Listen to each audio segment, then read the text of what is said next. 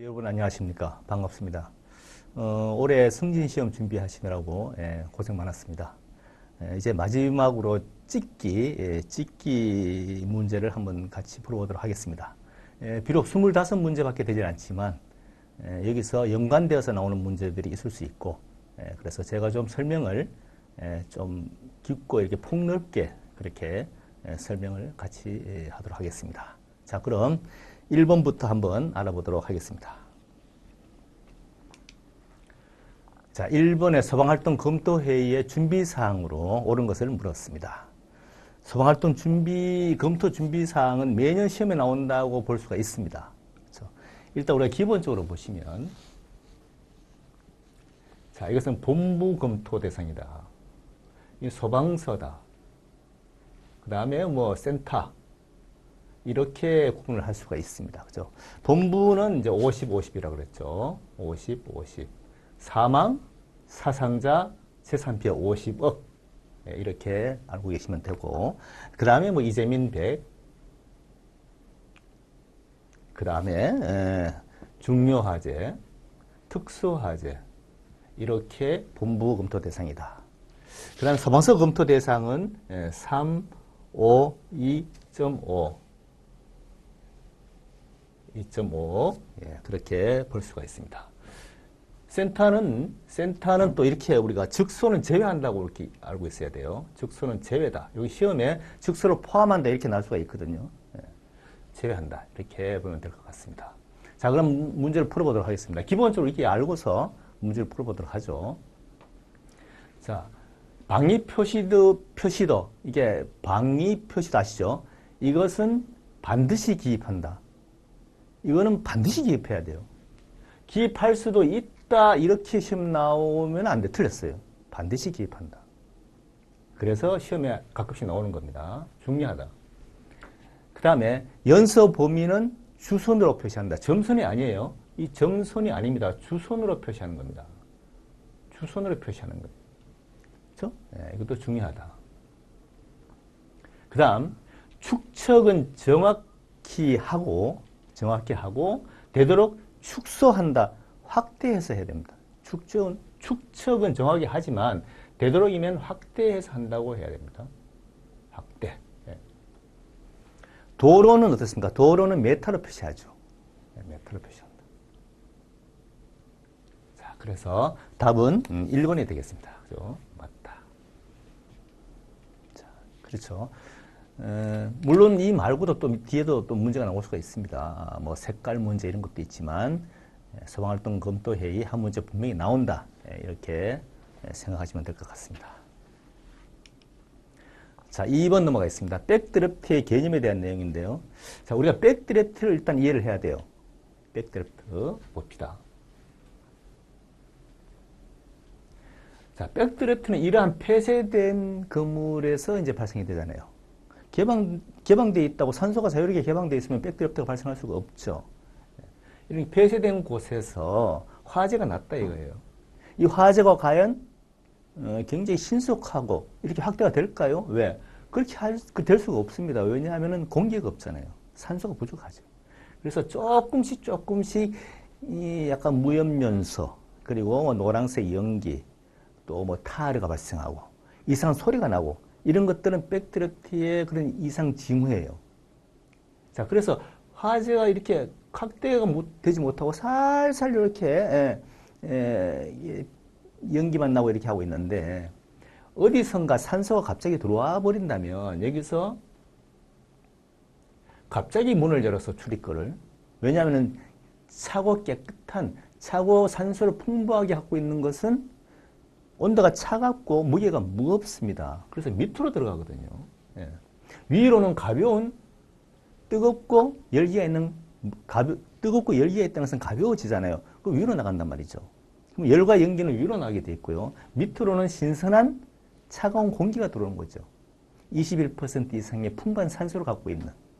자, 그러면은 자, 우리가 도착했을 때 이 문을 열지 마라. 폐쇄되어 있는 내부 구획된 건물에서 화재가 나면 이 문은 열지 마라 먼저.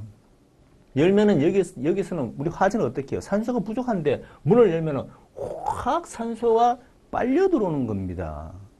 그러면 순식간에 확대가 되겠죠. 확대가 확 되면서 폭발적으로 확대되는 거예요. 그리고 밖으로 산소를 따라서 역류하는 겁니다. 이것이 백드래프트라고 하는 거예요. 그렇죠? 예. 그래서 이걸 막기 위해서는 어떻게 하느냐? 막기 위해서는 지붕을 열어줘야 되죠. 일단 배기를 해야 됩니다. 수은구멍을 틔운다 이렇게 생각하시면 돼요. 그렇죠? 수은구멍을 틔워놓고 그 다음에 이게 A가 되고 첫 번째 먼저 해야 됩니다. 그래야 수은구멍을 틔워서 백드래프트는 발생하지 않습니다. 그 다음에 두 번째 B 이렇게 해서 출입구로 들어가야 되는 겁니다. 순서가 이런 거예요. 그래서 이것을 막 열지 않고 문만 열었을 때는 하층의 출입구만 열었을 때는 백드래프트가 발생한다. 폭발적으로 발생한다. 이것은 화학적 폭발이에요. 화학적입니다. 물리적이 아닙니다. 산소와 관련되어 있기 때문에 그렇습니다. 자, 우리가 여기까지 또 뭐 다음에 또 내용이 나올 수도 있는데 여기서 같이 한번 중성들을 생각해 볼게요. 그럼 여기를 먼저 열고서 그죠? 숨구멍을 틔웠어. 그 다음에 하층으로 들어왔다 이거예요. 그럼 여기서 이렇게 우리가 중성대라고 얘기하죠. 연계층이 보일 겁니다. 이거 급기 압력과 배기 압력이 같아지는 이것을 중성대라고 얘기하죠.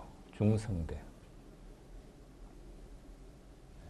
그래서 이 배기구가 낮으면 낮을수록 중성대는 어떻게 해요? 내려오는 거죠.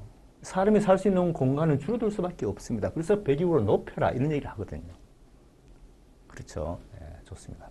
자, 그렇다면 우리가 그럼 우리 백드래프트를 예방할 수 있는 조건이 세 가지가 있어요. 첫째는 뭐냐면은 배연을 해라. 지붕을 뚫어보라. 지붕을 뚫으라는 얘기는 소방관들의 안전을 최고 보장하는 겁니다. 그렇죠. 예. 그 다음 두 번째는 급냉하라. 자, 배기, 그 다음에 급냉, 그 다음에 세 번째는 측면 공격이 있습니다. 이 세 가지가 백드래프트를 예방할 수 있는 방법이다. 이렇게 여기까지도 알아두셔야 돼요. 이 시험에 나올 수도 있습니다. 배기는 기본적으로 지붕을 배기하는 거죠. 지붕을 뚫어주는 거죠. 소방관들한테 굉장히 안전에 대해서 최고입니다. 지붕을 뚫어준다. 그러면 백드래프트가 발생하지 않을 것이다. 그 다음에 급냉. 하층의 문을 열자마자 바로 온도를 내려라. 바로 방수를 해서 전체 온도를 떨어뜨리라는 얘기죠. 그럼 백드래프트를 막을 수가 있을 것이다. 또 측면 문을 열자마자 냉각을 시키고 측면에서, 왜냐하면 정면에서 하면은 백드래프트에 당할 수가 있기 때문에 측면으로 공격을 하라는 얘기예요. 그래서 배기와 급냉과 측면 공격은 백드래프트를 예방할 수 있는 세 가지 방법이다. 거기까지 알아두시는 게 좋아요. 자, 그럼 문제를 풀어볼게요. 지금 우리가 백드래프트에 대해서 전체적으로 우리가 한번 문제를 제기해 봤기 때문에 1번 폐쇄된 건축물 맞습니다. 그죠? 예. 그리고 산소 공급이 부족한 상태 맞습니다. 그렇잖아요. 그 다음에 훈소 맞죠? 이건 맞는 겁니다. 자, 2번에 보면은 이제 폭발에는 분리부와 같은 화학적 폭발이 있고, 분리부는 물리적입니다, 여러분. 물리적입니다. 그 다음에 연소폭발과 같은 물리적 폭발로 구분할 수가 있는데, 백드래프트는 물리적 폭발이다. 백드래프트는 화학적입니다. 왜? 산소와 결합되잖아요. 화학적 폭발이라고 할 수가 있습니다. 그럼 분리부가 뭐냐 이거야. 분리부도 알아야 될 거 아니에요. 분리부라는 것은 가연성 탱크가 있는데, 뭐 LPG 탱크는 좋아요. 가연성 탱크가 있는데 화재가 났다 이거예요. 화재가 나면은 여기 있는 물론 압력 조절 밸브가 있겠죠. 이 밸브가 평소에 화재가 아니고 뭐 날씨가 덥거나 하면은 감당할 수가 있어요. 이 압력을 조절할 수가 있습니다. 그런데 불이 나면 달라요.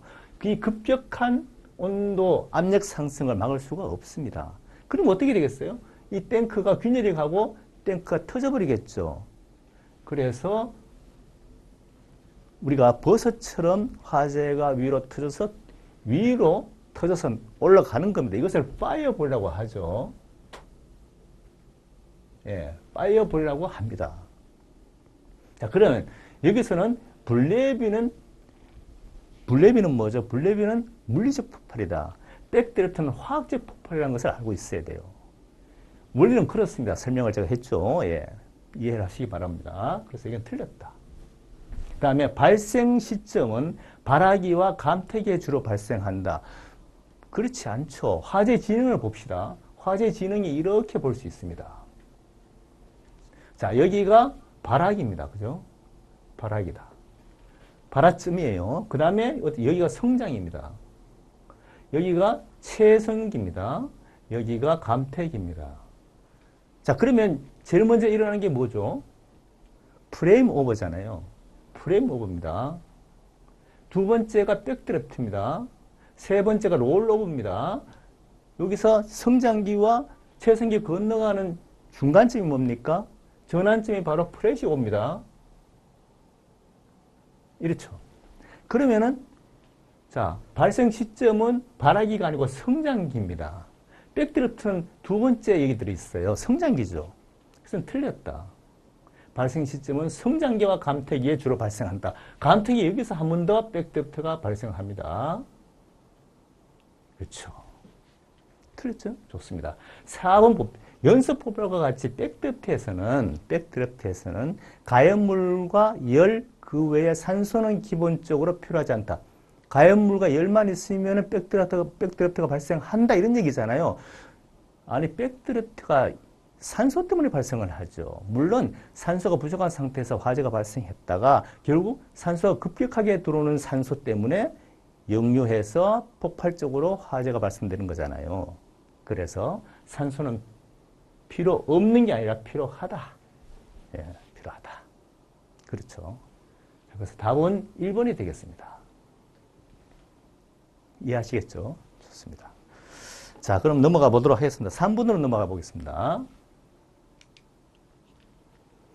자, 3번에 보시면은 고속분무 방수 요령과 특성이 나와 있어요. 이것도 시험 매년 나온다고 봐야죠. 교장 위 어디서 나올지 모르지만 그렇습니다. 자, 이것은 우리가 공부를 할 때 고속과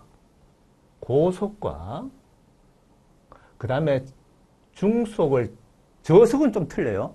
근데 시험에 나온다면 고속과 중속의 구분 문제가 나올 수가 있습니다. 나올 확률이 크죠. 네. 그래서 고속은 우리가 기본적으로 노즐 압력과 전개 각도를 알아야 돼요. 그렇죠. 자, 고속의 노즐은 0.6입니다. 그 다음에 압력은 얼마입니까? 압력은 10에서 30도입니다. 각도는 10에서 30도입니다. 압력은 0.6입니다. 0.6 메가파스칼이에요. 자, 그런데 중속은 뭡니까? 중속은 0.3 메가파스칼이에요. 그 다음에 각도는 30도입니다. 그렇죠. 예. 이걸 알아야 되고. 그 다음에 두 번째 뭡니까? 어떤 소화에 유효한가 이것들이 좀 몇 가지가 있어요. 그렇죠. 예. 그래서 고속은 닥트 스페이스. 예, 제가 글씨를 조금 빨리 하느라고 좀 날려 쓰더라도 여러분 여러분 지금 갖고 계시니까 내용을 덕트 스페이스 그 다음에 파이프 샤프트 예 이런 거 그 다음에 뭡니까 전도 하염에 유효하다. 전기 통하는 전도 하염에 유효하다. 이런 것들. 그 다음에 고압 유리화재. 이렇게. 이런 것들이 고속과 관계되는 것이다. 자, 그러면 1번을 봅시다. 1번 0.3 메가파스칼 이상, 전기각도 30도 이상은 맞습니다. 그죠? 맞습니까? 중속이죠. 틀렸습니다. 예. 옳은 것을 지금 물었잖아요. 그렇죠? 예. 그 다음에 두 번째, 소규모 유류화재, 가스화재 소화. 소규모 유류가스는 중속입니다. 중속입니다. 틀렸습니다. 또 용기 작은 탱크 냉각에 유효하다. 용기 작은 탱크 이것은 바로 중속이 맞죠. 용기나 작은 탱크 화재에 유리하다. 그죠? 예. 이것은 중속입니다. 그렇죠. 맞습니다. 그 다음에 닥트 스페이스 파이프 샤프트. 닥트 스페이스 파이프 샤프트. 예. 요것은 고속이죠. 이건 고속이다. 그렇습니다. 그래서 고속 분무 방수 요령으로 옳은 것을 물었잖아요. 다 중속이에요. 그런데 4번 닥트 스페이스와 파이프 샤프트는 고속 분무 주수 특성에 관계 있는 겁니다. 그렇죠. 예. 그래서 답은 4번이다. 보시면 되겠습니다. 자, 그래서 고속과 중속을 공부해 두시는 게 좋습니다. 비교한다면 이렇게 나옵니다. 저속 분무 주수는 레이드르만 전법, 이것은 조금 내용과 중복 이게 헷갈리지 않습니다. 그래서 공부하기가 조금 수월해요. 예. 자, 이렇게 해서 4번 넘어가 보도록 하겠습니다. 자, 구역실 화재의 진행 단계에서 다음 내용을 순서대로 기재한 것을 물었습니다. 자, 4번 한번 넘어가 보겠습니다.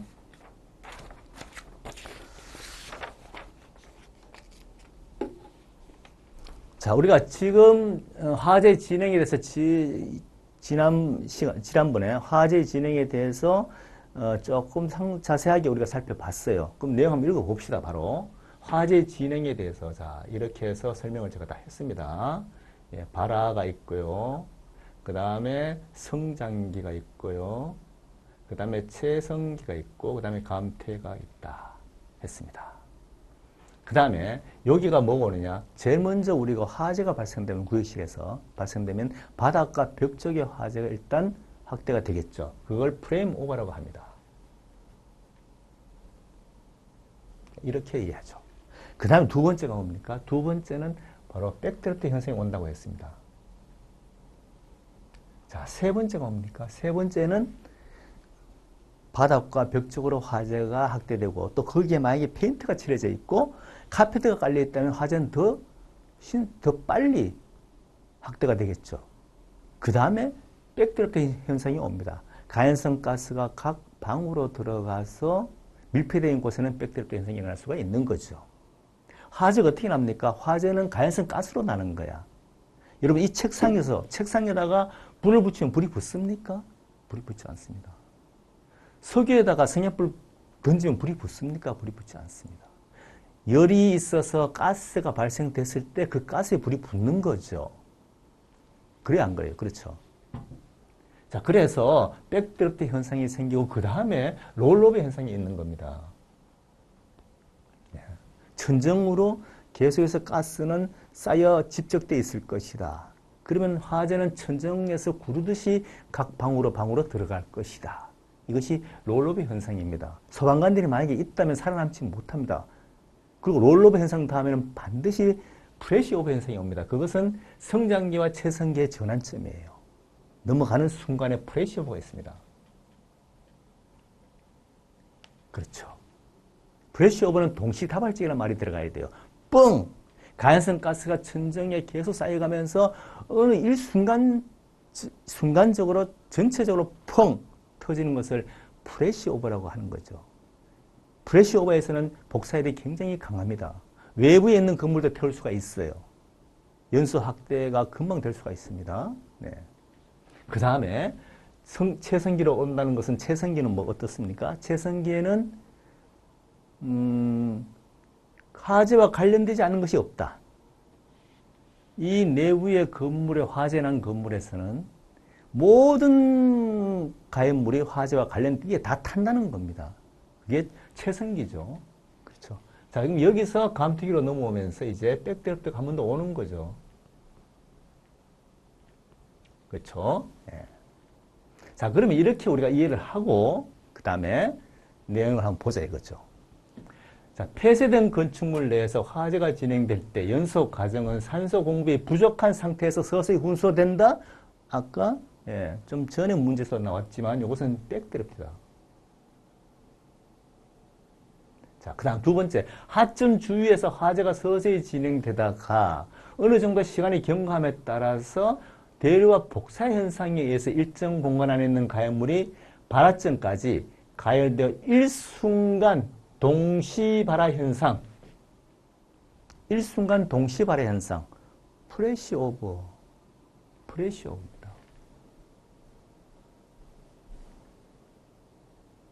프레시 오버 현상이다. 자, 세 번째, 전형적으로 공간 내의 화재가 성장 단계에 있고, 이 성장 단계에 있고, 소방관들이 하점에 진입하기 전에 복도에 머무를 때 발생한다. 복도에 머무를 때 벌써 가연성 가스가 천정으로 올라가서 각 방으로 들어가는 현상, 롤오버 현상이에요. 롤오버 현상입니다. 그 다음에 복도와 같이 통로 공간의 벽, 바닥 표면, 화재가 처음에 들어가서 발화가 되고 난 다음에 어디로 화재가 시작됩니까? 바닥과 벽으로 올라가는 거예요. 그죠? 성장기 단계에서 초기 현상입니다. 그렇죠? 그럼 뭡니까? 프레임 오버죠. 네, 프레임 오버 현상이에요. 자, 그럼 이제 우리가 다 설명이 됐어요. 화재 진행이 되었어. 그럼 자, 답을 봅시다. 제일 먼저 프레임 오버가 제일 빠르죠. 리얼이 제일 빠릅니다. 예, 리얼. 뭐 딴 거 볼 것도 없네. 그 다음에 프레임 오버가 있으면 그 다음에 백드래프트라고 그랬잖아요. 백드래프트 어디 있습니까? 여기는 2번이 되겠고 1번이 되겠고, 그죠? 그럼 기억이 맞습니다. 그 다음에 롤오버 프레시 오버 현상이잖아요. 롤오버 프레시 오버. 프레시 오버 전에는 롤오버가 있겠죠. 롤오버 현상이 있다는 것은 곧 프레시 오버가 온다는 것이고 전조 정보예요. 맞습니까? 네, 맞습니다. 그래서 디귿, 니은 해서 답은 3번이 되겠다. 이렇게 볼 수가 있습니다. 중요하니까 꼭 기억해 주시고요. 자, 그 다음에 다음 5번을 한번 보도록 합시다. 자, 위험물 화재의 특수현상 개념을 설명한 것인데요. 다음 내용과 관계없는 것을 물었습니다. 위험물 현상에서는 오일러버 오버입니다. 오버 후 수리죠. 오일러버, 보일러버, 크로스오버, 슬러버입니다. 네 가지가 있어요. 근데 우리가 이렇게 공부를 해야 돼요. 이 네 가지 중에서 자, 화재와 관련이 있냐 없냐를 일단 알아볼 필요가 있어요. 화재와 관련이 있느냐? 화재 발생과 관계 있느냐? 없느냐? 화재와 관련이 있는 것은 오일러버가 있고요. 보일러버가 있어요. 이건 화재와 관련이 있는 겁니다. 그렇죠? 나머지 크로스와 슬로브 말이죠. 이것은 화재와 관련이 없는 겁니다. 일단 이렇게 우리가 하고서 내용을 보자 이거예요. 자, 탱크 표면 화재로 자, 탱크 표면 화재입니다. 화재예요. 화재라 그렇습니다. 탱크 표면 화재. 그럼 뭡니까? 오일러버 아니면 보일러버야. 화재로 원유와 함께 탱크 밖으로 흘러 넘치는 현상. 탱크 폭발이 아니야. 넘친다 그랬습니다. 그건 보일러버지. 보일러버야. 탱크 터져버리면 오일러버죠. 예.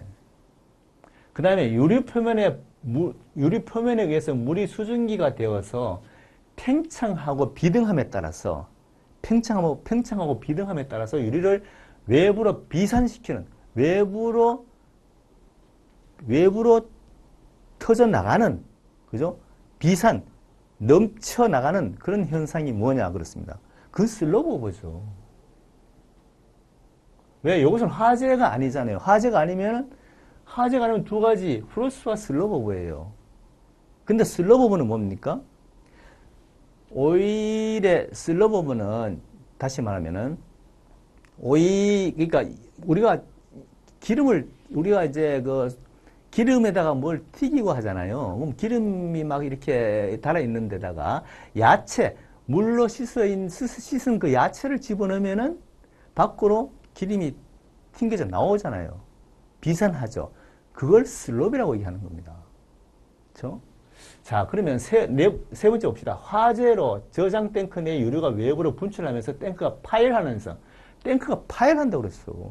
터져버렸어. 그건 뭐냐 이거예요. 화재입니다. 화재. 탱크가 터졌으면 오일 오버입니다. 예. 맞죠? 예. 그러면은 여기가 관계없는 게 뭐냐 물었잖아요. 그러면 보일 슬럽 오일. 자, 보일 슬럽 오일 빼면은 1번 크로스 오버가 답이 된다. 그렇게 볼 수 있는 겁니다. 자, 그렇게 이해하시면 되고 그 다음 넘어가 보도록 하겠습니다. 6번입니다.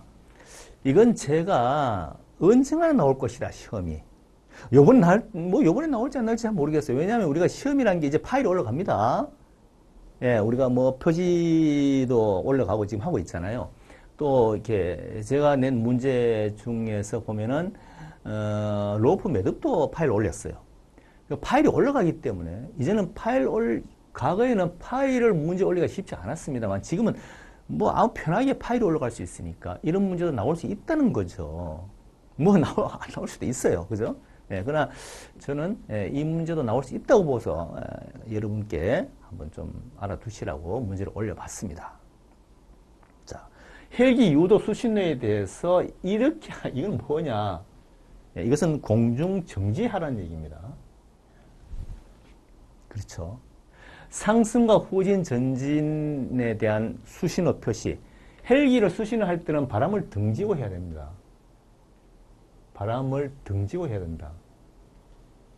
예를 들어서 지금 헬기가 지금 내려오고 있어요. 헬기가 자, 헬기가 지금 이렇게 내려오고 있습니다. 이쪽으로. 자, 그러면 바람 방향이 어디죠? 바람 방향은 이게 풍상이야. 풍상이에요. 그럼 이렇게 불고 있는데 헬기는 지금 이렇게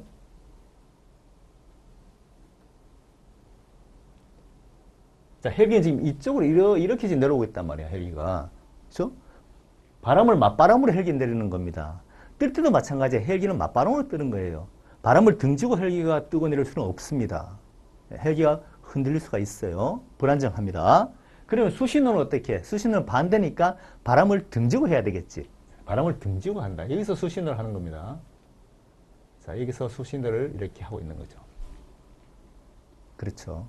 이런 사항을 알아두셔야 됩니다. 그래서 헬기는 보통 여러분 보시면은 헬기가 이렇게 출발할 때 땅에서 쭉 올라와서 그냥 쭉 날아가는 게 아니고 이렇게 틀어서 휙 날아가는, 그건 뭐냐, 바람의 맞바람을 찾는 겁니다.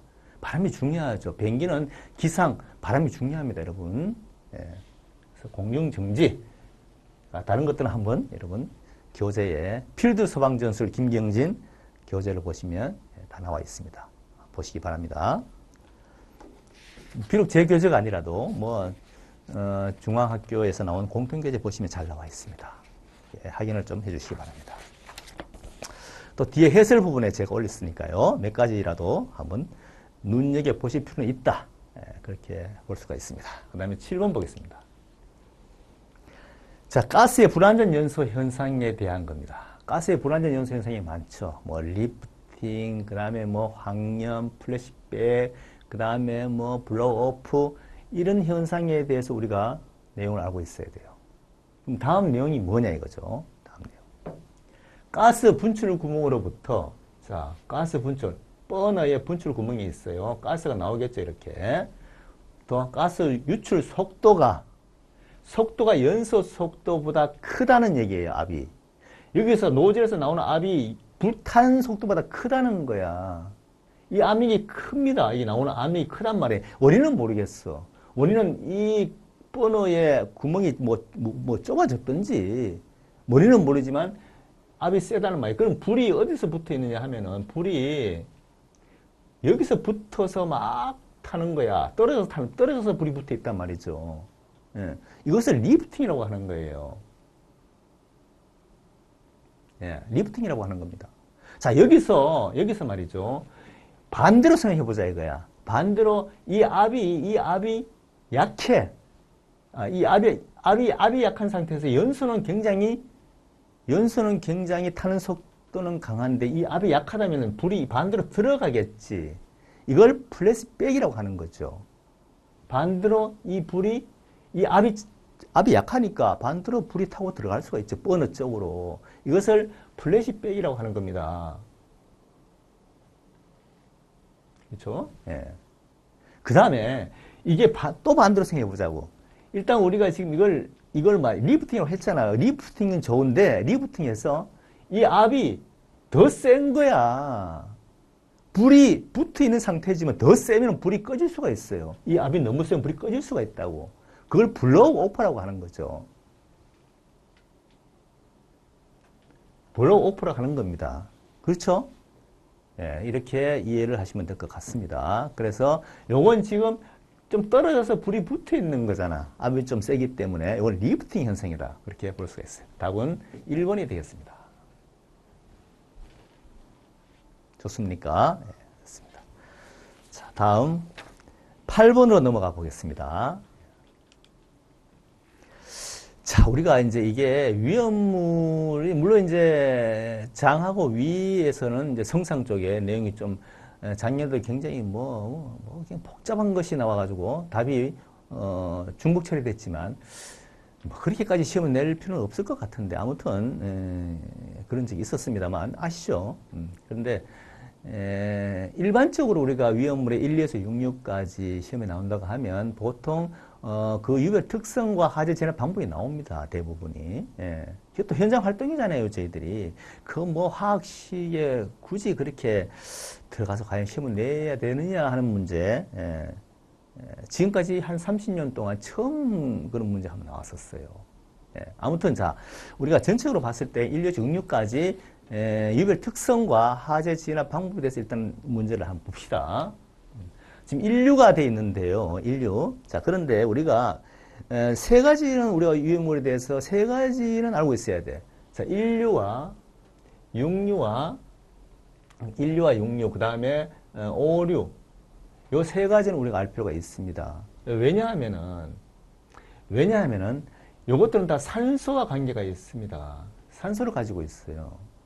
그래서 조금 특이하기 때문에 인류와 육류, 오류. 물론 삼류는 또 금수성이라 또 뭐 물론 관계는 있지만 일단 이렇게 해서 우리가 봅시다.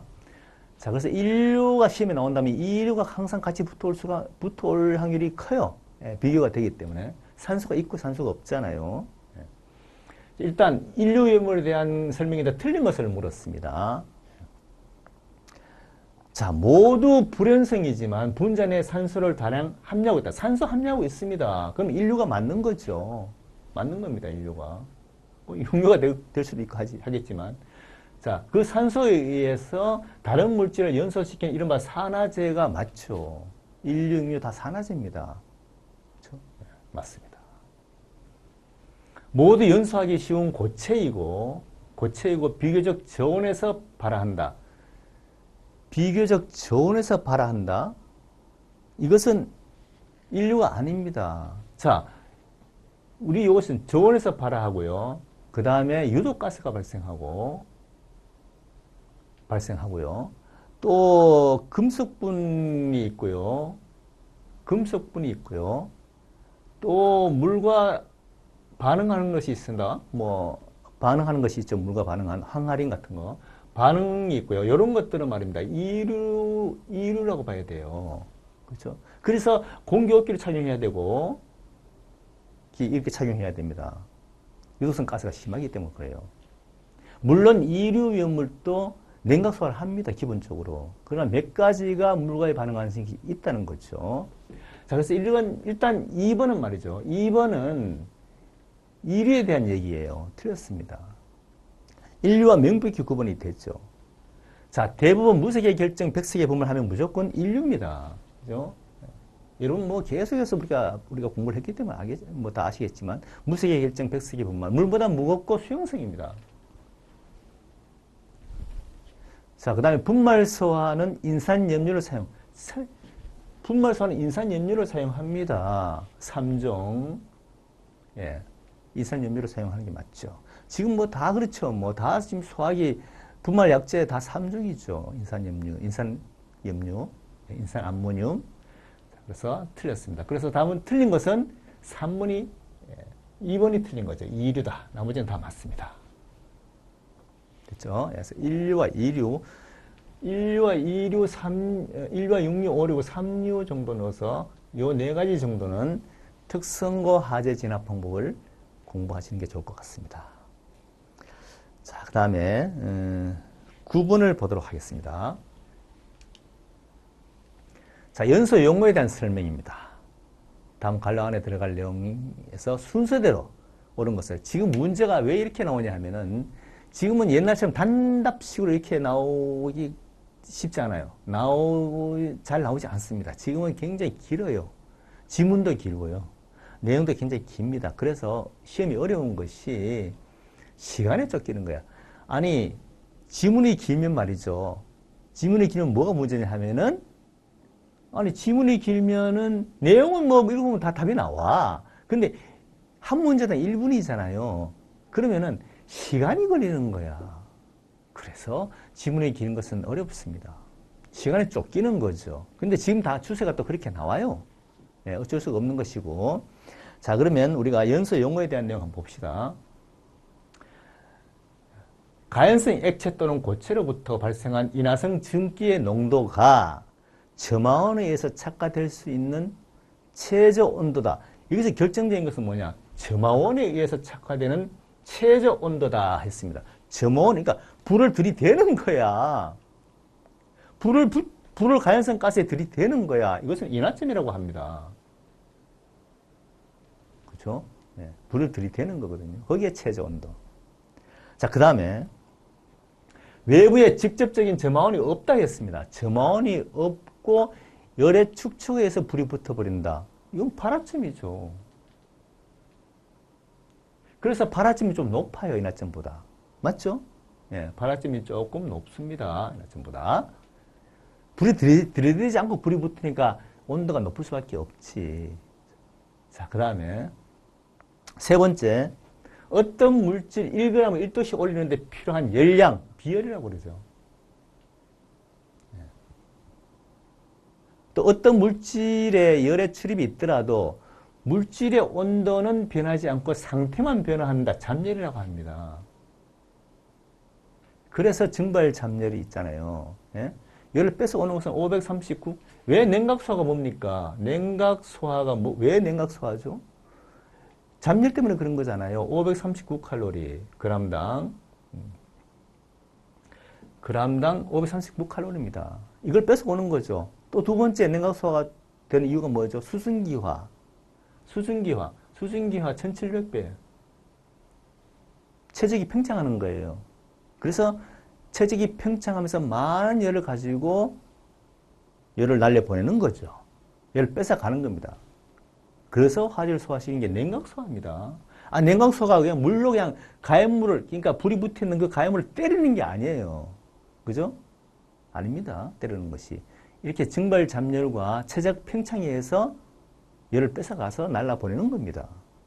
자, 그래서 인화점과 발화점 비열 잠열입니다. 인화, 발화, 비열 잠열 3번이 답이 되겠네요. 네.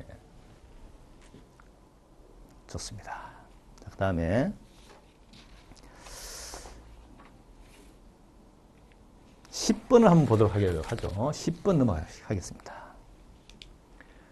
자, 10번에 로프의 기본 매듭에 대해서 이제 제가 파일을 올렸습니다. 근데 이렇게 파일을 올려갈 수 있는 문제가 나올 가능성이 크죠.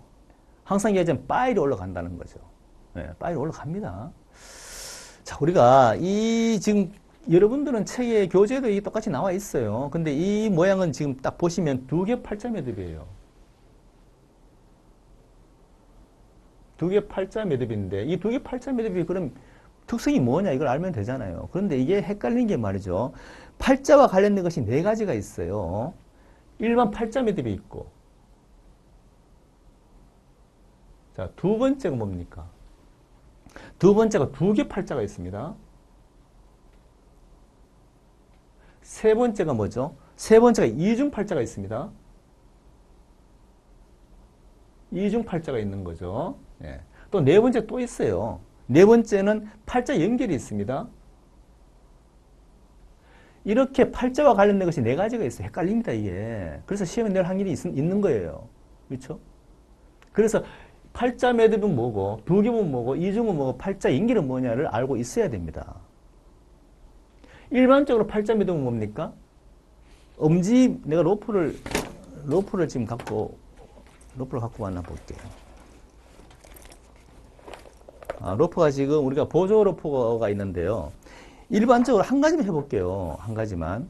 일반적으로 이 팔자 매듭이라는 것은 기본적으로 우리가 이렇게 해서 묶는 것은 옥매듭이라고 하는 거죠. 엄지매듭입니다. 옥매듭, 엄지매듭이라고 하는 겁니다. 이렇게 그냥 일반적으로 우리가 그냥 묶는 거죠. 그런데 팔자는 요거 좀 굵게, 매듭이 굵게 나오게 하는 거죠. 왜? 사람이 손으로 잡으려면 좀 굵은 게 좋잖아. 어린아이도 아니고. 성인들은 손이 크면은 엄지매듭과 옥매듭 정도 가지고는 잘 잡혀지지 않을 수가 있어요. 그래서 팔자로 하는 겁니다. 팔자는 그냥 집어넣으면 엄지지만, 옥매듭이지만, 한번 돌려서 빼는 거죠. 자, 요것이 팔자 매듭입니다. 그렇죠. 그러니까 옥매듭보다 조금 크다. 이렇게 이해할 수가 있는 거죠. 그래서 보시면은 요것은 조금 크다. 매듭이 좀 크다. 이렇게 볼 수 있는 겁니다. 그 다음에 두 개 팔자 매듭은 말이죠. 두 개 팔자 매듭은 고리를 한 개 빼는 거예요. 고리 한 개가 나오는 겁니다. 고리. 고리를 만들어서 어디 걸 수가 있잖아요. 우리가 매듭이, 자, 시간이 지금 별로 없지만, 두 겹 팔자는 어떻게, 두 겹으로 해서, 딱 해서 위에서 밑으로 이렇게 집어넣으면은, 두 겹입니다. 넣으면 어떻게 됩니까? 고리가 한 개 나오잖아요. 이렇게 한 개. 이걸 어디가 걸었을 때, 뭐 자동차 훅구에 걸어가지고, 뭐 이렇게 경사하강을 시킬 수도 있고, 내가 하강하기 위해서 어디다가 또 걸 수도 있고, 그렇잖아요. 사람을 구조하기 위해서. 그래서 이런 것들을 갖다가 두 겹 팔자다. 이렇게 얘기를 하는 겁니다. 고리 한 개예요. 자, 그럼 세 번째 뭡니까? 세 번째 우리가 이해할 수 있는 이중 팔자가 있습니다. 이중 팔자는 말이죠. 고리가 두 개입니다. 두 개 나오는 겁니다. 그 다음에 팔자 연기는 뭡니까? 이건 로프가 부족했을 때 서로 연결하는 거야. 그죠? 연결하면 한 개 매듭도 있고 두 개 매듭도 있고 뭐 바른 매듭도 있어요. 바른 매듭은 굵기가 같을 때 그 다음에 한 겹이 있고요. 그냥 두 겹이 있습니다. 다 부족한 로프로 서로 연결하는 거야. 굵기가 다를 때는 한 겹이나 두 겹을 쓰는 거죠. 그렇죠? 팔자 연결도 마찬가지예요. 부족할 때 연결하는 겁니다. 그래서 팔자를 만들어 놓고 역순을 집어넣는 방법이죠. 그렇죠? 그래서 이런 것들을 우리가 알고 있어야 된다. 그래서 이렇게 팔자 관련된 매듭이 시험에 가끔 나와요. 자, 그러면 이제 문제를 봅시다. 관계 없는 것을 물었습니다. 옥매듭보다 매듭 부분이 커서 다루기가 편하고 풀기가 쉽다는 것은 팔자 매듭이야. 예, 팔자 매듭을 얘기하는 겁니다. 이거 틀렸지. 예, 이건 두 개 팔자인데 틀렸습니다. 자, 2번 간편하고 튼튼하기 때문에 로프에 고리를 만든다는 것은 맞습니다. 로프에 고리를 만드는 거죠. 끼우는 고리. 로프에 고리를 만들어 카르비나에 걸거나 나무 기둥에 확보하기 때문에 그래서 이 고리 한 개를 갖다 나무 기둥이나 뭐 카르비나에 걸고 이렇게 해서 확보하는 거야. 맞는 거죠. 로프를 두 겹으로 겹쳐서 팔자 매듭으로 묶는 방법과 한 겹으로 대감기 하는 방식도 있다고 했습니다. 그렇죠? 예. 그런 방식도 있습니다. 두 겹 팔자는. 그래서 답은 뭡니까? 답은 1번이다. 그렇게 보시면 될 것 같습니다. 됐죠? 좋습니다.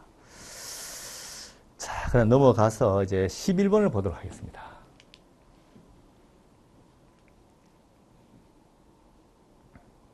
자, 11번에 제독소 얘기가 나왔어요. 자, 우리가 그럼 제독소에 대해서 한번 알아봐야 됩니다. 제독소를 알기 위해서는 우리가 한 6가지 정도를 알아야 돼요. 그렇죠? 예, 6가지 정도. 자, 그럼 뭘 알아야 되죠? 하전을 알아야 됩니다. 하전을 알아야 됩니다. 그 다음에 웜전을 알아야 되죠. 그 다음에 콜드전을 알아야 됩니다. 이 3가지를 알아야 되죠. 자, 이 3가지만 알면 되느냐? 그렇지 않습니다. 이 웜전에서 말이죠. 또다시 우리가 3가지를 알아야 돼요. 첫째는 뭡니까? 첫째는 랩전. 아, 존이 아니죠. 트랩. 트랩을 알아야 됩니다. 맞죠? 예, 트랩. 그 다음에 두 번째는, 레드 말고 두 번째는 뭡니까? 옐로우. 트랩. 세 번째는 뭡니까? 세 번째는 그린. 트랩. 이 6가지를 알아야 돼요. 공부를 그렇게 하는 겁니다. 뭐 제독수만 달달 외운다고 되는 거 아니죠. 예. 그럼 핫조는 뭐냐? 핫조는 전체적으로 그 화재 현장에, 우리가 제독사니까요. 어떤 독극물이 뭐 유출됐다? 그런 현장에서 핫존이라는 것은 유출된 그 지점을 얘기하는 거예요. 그래서 전문가들이 활동하는 겁니다. 그 독성을 갖고 있는 그 물질에 대한 전문가들이 거기서 작업을 하는 것이 핫존입니다. 그 다음에 그 외의 지역에서 소방 활동을 하는 것들, 그죠? 뭐, 환자를 처치하고 하는 것들은 웜존에서 하는 겁니다. 마지막에 콜드존은 뭐 대기하고 그런 걸 하는 것이죠. 일단 이렇게 알고서 문제를 한번 보자 이거예요. 그럼 이 제독소는 어디 있냐? 이 제독소는 말이죠. 이 제독소는 웜존에, 웜존에 있는 겁니다. 웜존. 두 번째 웜존에 있는 것이 제독소입니다. 제독소 아시죠? 중앙119 구조본부, 중앙119 구조본부에 보통, 박스로 된 컨테이너로 돼서, 거기에서 이제 우리가, 레드 트랩부터 해서, 레드 트랩, 그 다음에 옐로우, 그 다음에, 그린 트랩으로 나눠져서 이렇게 하는 순서가 있습니다. 그러니까, 몸에 있는 여러 가지 물질들, 오염 물질들을 이제 털어버리는 거죠. 그런 순서가 있다는 거예요. 제독소는 웜존에 설치를 하게 되어 있습니다. 자, 일단 봅시다. 그러면은 틀린 것을 물었어요. 틀린 것을. 신경계 작용 물질의 중독은 오염된 의복을 벗고서 신선한 공기에 15분 동안 노출하는 것이다. 15분이 맞습니다. 의복을 벗어야 돼요. 벗고서 15분입니다. 이게 맞는 거예요. 네, 맞는 겁니다. 자, 제독소는 웜존에 있다. 맞습니다. 맞습니다. 그 다음에 장비 수집소는 옐로우 트랩이 있다. 장비 수집소는요, 그린 트랩이 있습니다. 예, 그린 트랩에 있는 거예요. 틀렸습니다. 습식 제독 작업이 끝나면 그린 트랩으로 이동해서 동료의 도움을 받아서 보호를. 자, 보호복을 벗는다. 뭐 복잡하게 공부할 거 없어요. 딱 그 포인트만 알면 됩니다. 보호복을 벗는 것은 마지막 단계예요. 그린입니다. 보호복 벗는다. 이게 맞는 겁니다. 예.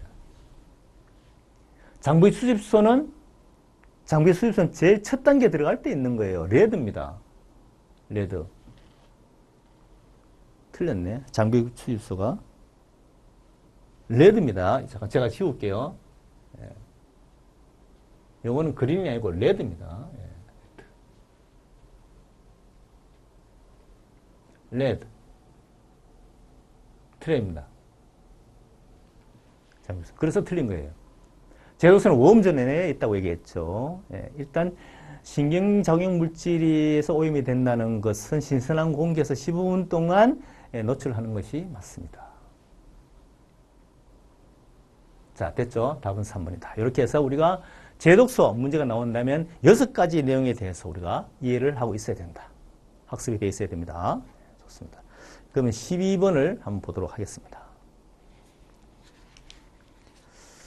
자, 12번에 넘어가면은 이제 어떤 문제인가 봅시다. 로프의 교체 시기가 나와 있습니다. 이것은 간단한 문제면서도, 생각 외로 문제가 한 2년에 한 번 나온다고 보셔야 되죠. 로프의 교체 시기. 자, 오늘 기본적으로 봅시다. 로프라는 것은 쓰건 안 쓰건, 사용하든 안 하든 5년 되면 폐기해야 돼. 5년 되면 폐기해야 돼. 기본입니다. UIAA, 우리가 대한산학연맹에서도 권고를 그렇게 합니다. 자, 요걸 일단 하시고, 그 다음에 이제 우리가 4의 절반은 얼마야? 2의 절반은 얼마야? 1년의 절반은 6개월, 이렇게 구분을 했습니다. 절반씩 구분했어요. 그렇죠? 예. 그래서 일단은 가끔 사용하는 것은 4년입니다. 그 다음에 매일 사용하는 것 2년입니다. 매일입니다. 그 다음에, 매주입니다.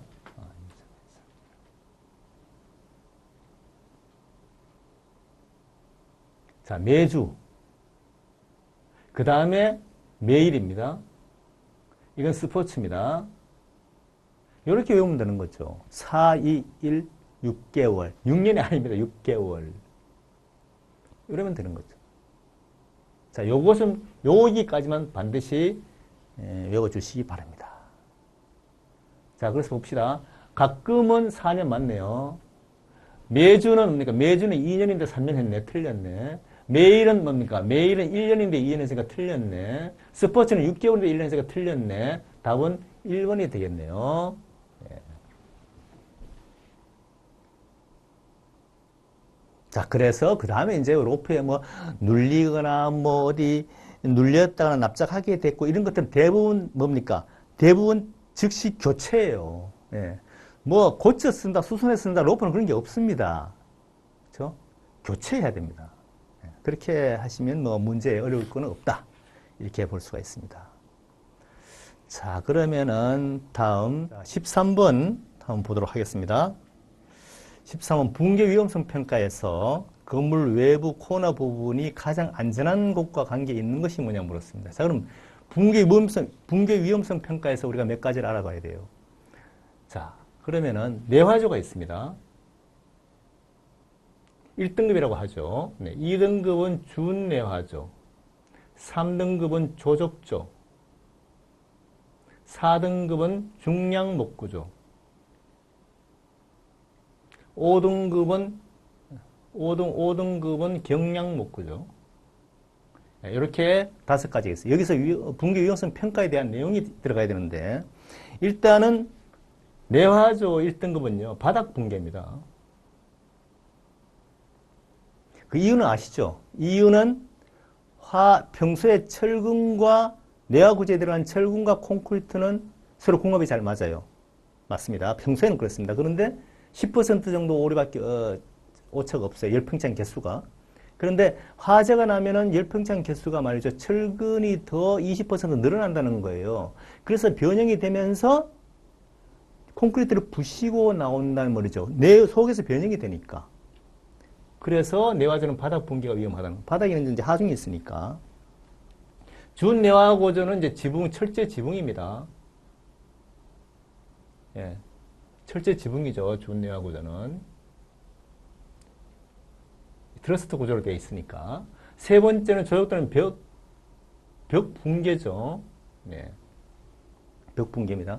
네 번째 중량목 구조는 뭐냐? 중량목 구조는 지붕, 그러니까 경량 철골 아시죠? 예. 지붕과 건물 전체가 바닥까지 트러스트 경량 철골로 연결되어 있는 거죠. 예. 경량 철골로 연결되어 있습니다.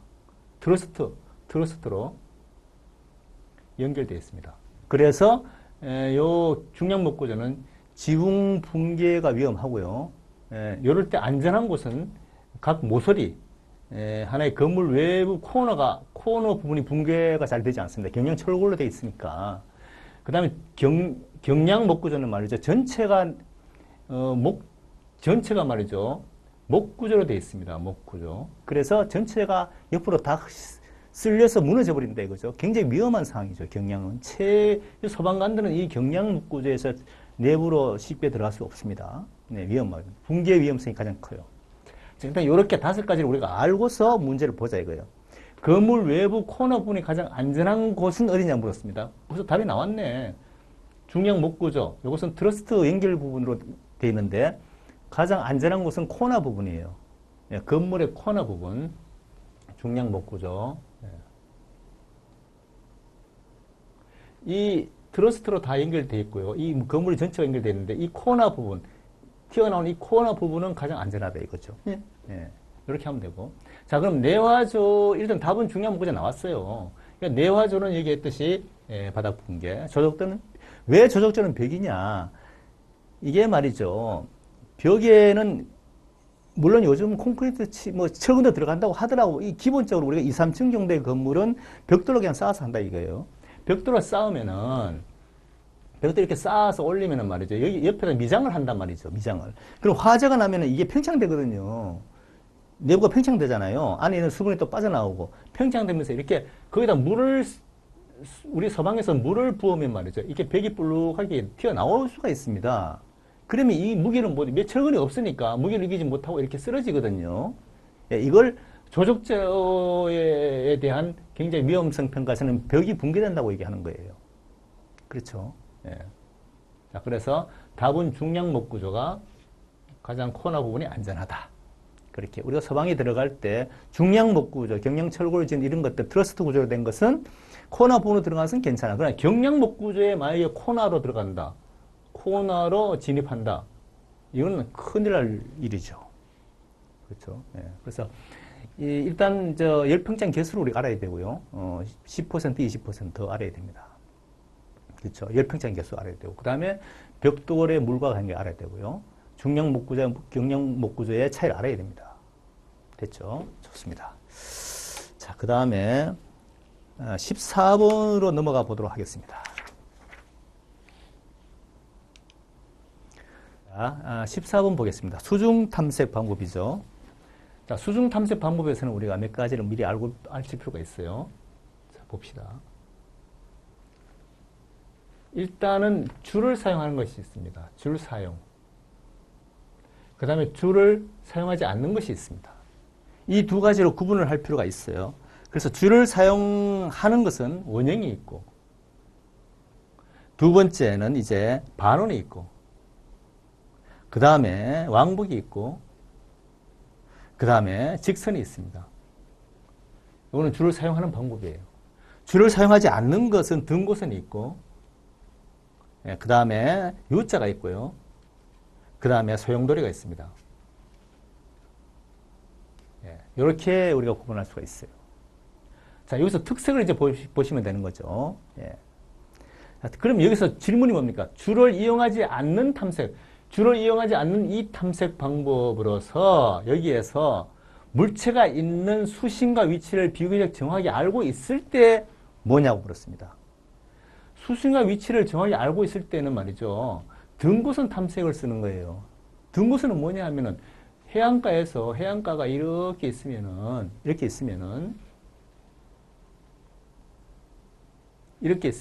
이렇게 해안가를 따라서 이렇게 찾아 나가는 겁니다. 줄이 필요 없고 여기서는 굉장히 그 위치를 정확히 알고 있을 때 등고선을 쓰는 거죠. 그렇잖아요. 예, 넓으니까 위치를 알아야 됩니다. 이것이 등고선 탐색 방법이라고 보시면 되겠습니다. 답은 4번입니다. 예. 그러면 직선은 뭐냐? 직선이라는 것은 우리가 줄을 사용하는 거잖아요. 이 줄을 사용하는 겁니다. 줄을 사용하는 것이고, 그 다음에 시야가 있습니다. 시야가 굉장히, 시야가 나쁘죠. 이거는 시야가 나쁘고 넓을 때 사용합니다. 넓다. 시야가 나쁘고 넓을 때 쓰는 거죠. 그 반원은 뭐냐? 반원이라는 것은 이것도 지역이 넓고요. 지역이 넓다. 그리고 굉장히 조류가 세다? 이런 특성을 알고 있어야 되고. 왕복은 또 뭐냐? 왕복이라는 것은 시야가 좁고, 그 다음에 시야가 좁고 면적이 넓다. 이런 거. 이런 차이를 우리가 알고 있어야 돼요. 일단 우리가 공부할 때 기본적으로 줄을 사용하느냐 안 하느냐를 차이를 해야 되고, 두 번째는 시야가 넓고 좁다 아니면 또 조류가 세다 이런 구분을 할 수가 있어야 돼. 그렇죠? 이렇게 정리를 해야만 이 문제는 다 맞출 수가 있습니다. 됐죠? 좋습니다. 다음에 15번으로 넘어가 보도록 하겠습니다. 미국 교통국 수송표지의 각 프랭카드 색상의 의미에 대한 설명인데요. 자, DOT에 대한 얘기잖아요. DOT. 미국 교통국. 다시 말하면 미국 교통국의 표지는 말이죠. 수송이야. 움직이는 곳에 부착하는 거야. 그러니까 거의 다 차에다가 부착하는 거죠. 위험물 무슨 여러 가지 물질에 대해서 차에다가 부착하는 것이 DOT 프랭카드입니다. 그렇죠. NFPA 이런 게 아닙니다. 고정된 게 아니라는 얘기예요. 움직이는, 이동하는 곳에다가 부착하는 거예요. DOT. 자, 그럼 이것은 우리가 시험에 자주 나옵니다. 근데 그냥 외워버리면 돼요. 제가 항상 그러잖아요. 그냥 공부는 포인트를 알고서 외워라. 그럼 빨간 빨가. 아이고. 자, 빨가로 외웠습니다. 빨가. 그 다음에 오폭. 그 다음에 노산. 파금. 네. 이렇게 외우면 되는 거예요. 이거 말고도 또 있겠죠. 뭐, 넉불. 네, 넉불 외울 수도 있고. 또 뭡니까? 넉불, 그 다음에 뭐, 백중. 네, 이렇게 외우는 거죠. 빨가, 오폭, 노산, 파금, 넉불, 배중. 빨갛다, 빨가. 오폭. 폭탄은 오폭. 오폭이야. 네, 폭발하지 않았어. 오폭이야. 노산. 뭐, 좀 저거 하지만, 나이 들어서 또 저거 할 수 있고. 노산. 또 파금. 파금치가 됐어. 파금치. 녹불 장군이야. 백중세야. 백중세, 이렇게 외우면 되잖아요. 그럼 자, 봅시다. 여러분, 이렇게 외우세요. 몇 번 읽으면 이게 들어옵니다. 그냥 외우면 되니까. 빨가잖아요. 빨가. 가연성이에요. 틀렸네. 오폭. 오렌지. 오폭 맞네. 노산. 노란색은 산화성이잖아요.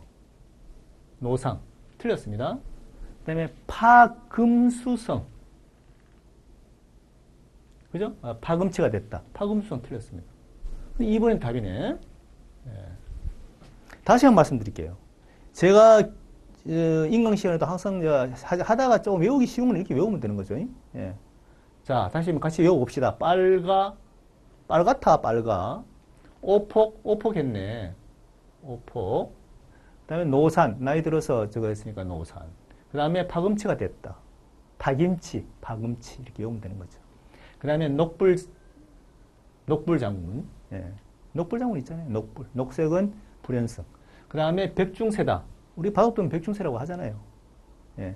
백색은 중독. 이렇게 해서 외우면은 끝나는 거죠. 예, 좋습니다. 다음 16번 넘어가 보겠습니다. 자, 소방펌프 조작할 때 일어날 수 있는 현상.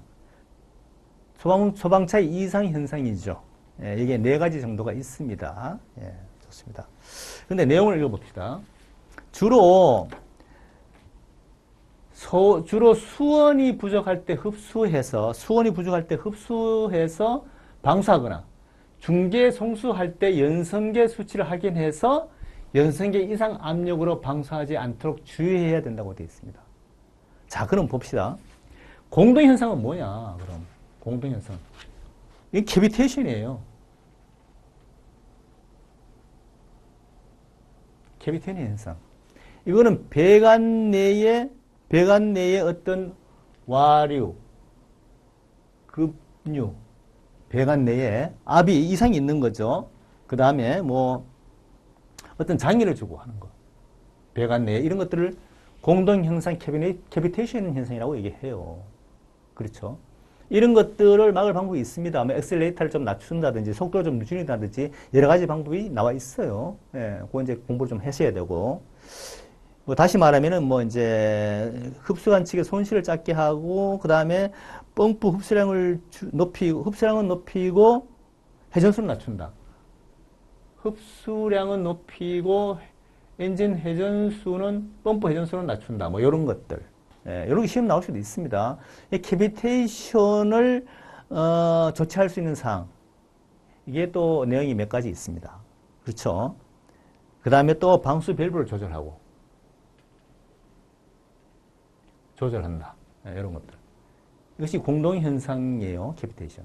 그 다음에 수격현상은 뭐냐? 수격현상은 물이 때리는 거야. 다시 말하면 우리가 방수하다가 방수를 막 예를 들어서 막 10km씩 막 하고 있는데 갑자기 방수열로 콱 닫아버리네? 그럼 어떻게 해요? 그 충격이 방수 밸브를 딱 닫았을 때 그 충격이 말이죠. 펌프까지 갈 수가 있습니다. 예. 펌프의 날개가 파손될 수도 있어요. 그렇죠? 그래서 이걸 방지하기 위해서 역류 방지 밸브를 쓰는 겁니다. 역류 방지비를 쓰는 게 바로 수계 현상을 막기 위해서 그런 거야. 물이 역으로 나가서 펌프를 파손할 수 있으니 중간에 넘어오지 못하게 막아주는 역류 방지 밸브, 체크 밸브를 다는 거죠. 그렇죠? 예. 그 다음에 세 번째 있는 맥동 현상, 이것은 서징 현상이라고 하는 겁니다. 서징 현상. 이것은 설계에 문제가 있습니다. 예, 설계에 문제가 사실 있어요. 이건 찐빨을 하는 거죠. 한숨 끊듯이 푹푹 찐빨을 하고 연성계와 압력계가 흔들리고 이런 것들이 맥동 현상이에요. 그렇죠? 그래서 이것은 주로 수온이 부족할 때 흡수해서 방수하거나 중계 성수할 때 나타납니다. 그렇죠? 연성계 수치를 확인해서 연성계 이상 압력으로 방수하면 안 돼. 예, 그렇죠? 찐바가 큽니다, 이게. 그래서 배 안에 큰 문제가 생길 수도 있어요. 그래서 이것은 설계에 문제가 있다. 이렇게 보는 거예요. 지금 이게 맥동 현상입니다. 프런지 이런 건 없고. 그래서 세 가지 정도라도 우리가 내용을 전체적으로 이해를 하고 학습을 해 두어야 됩니다. 됐죠? 좋습니다.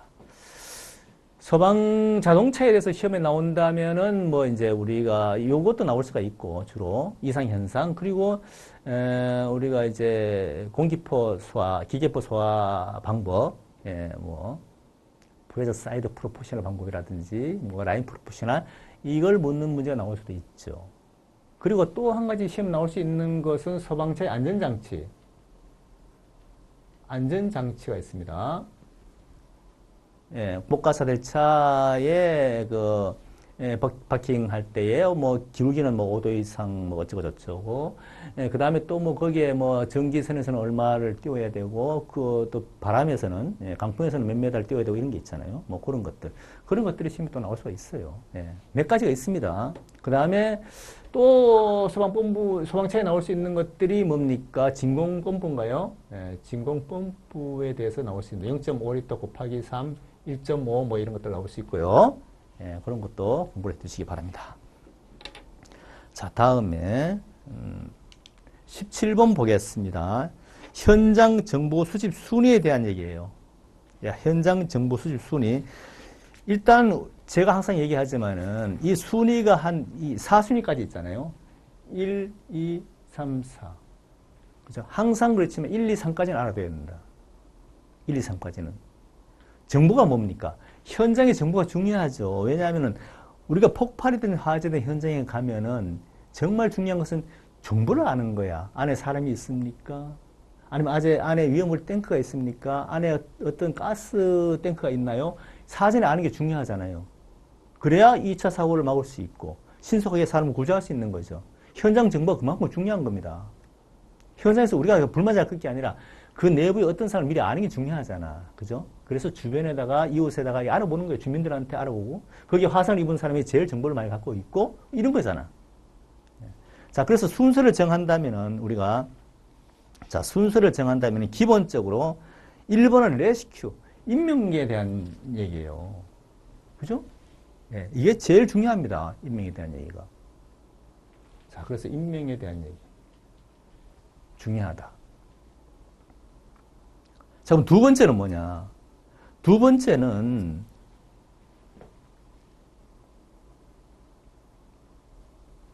두 번째는 2차 사고에 대한 여러 가지죠. 가스 누설이라든지 폭발, 그죠? 유독가스, 가스 누설, 폭발, 뭐 유독가스 같은 거.